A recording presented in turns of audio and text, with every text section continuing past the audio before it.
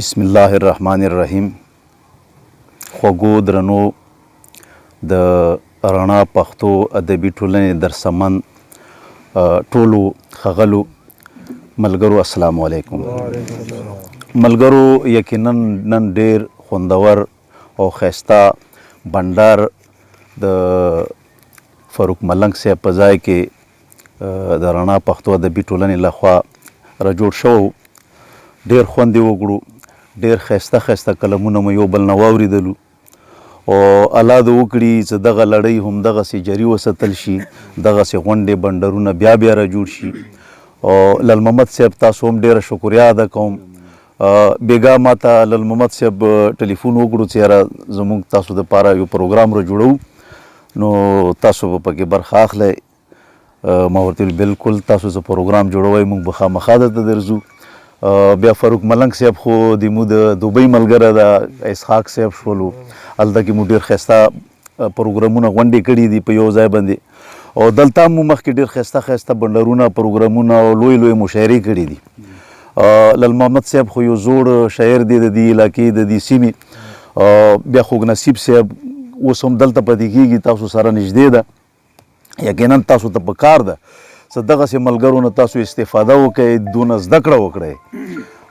ولې چې دو د شعر په هر صنف باندې پوه دي، که کنایه ده که استعاره ده او که نور د شعر څومره صنفونه دي په هغو ټولو باندې دا ملګري پوهیږي.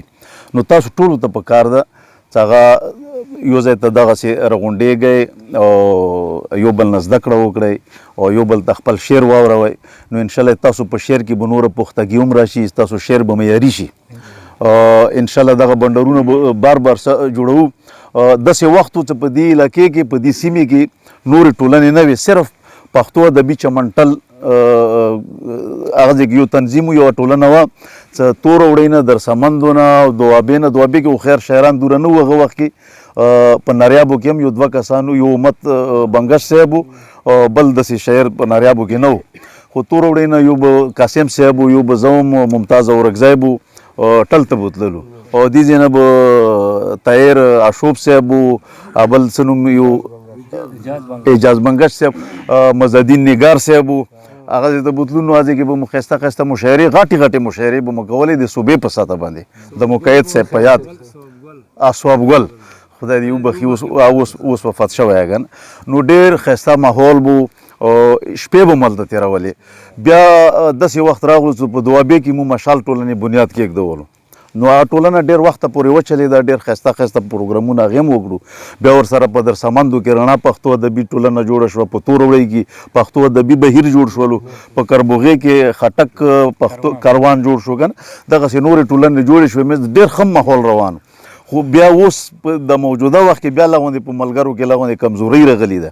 نو ملګرو ته په کار ده چې بیا نه یم آزاد زه د وختونو په قفس کې اوسم، لکه مرغه یمه د بل سړي په وس کې اوسم، او چاته به خوږ یم لکه شات، چاته یم تریخ له زهرو، چاته به خوږ یم لکه شات، چاته یم تریخ له زهرو، او چا یم په زړه کې کینولی او د چا نس کې اوسم، او ولې به نه یمه خوشحال د خپلو ورونو څنګ کې، ولې به نه یمه خوشحال د خپلو ورونو څنګ کې، چې خپل کله کې خپل وطن کې خپل ولس کې اوسم، او ځان ساتم ډېر له نپکۍ نه چې پلیت نه شمه، ځان ساتم ډېر له نپکۍ نه چې پلیت نه شمه، وخت د منځه وي او که نه وي په اودس کې اوسم،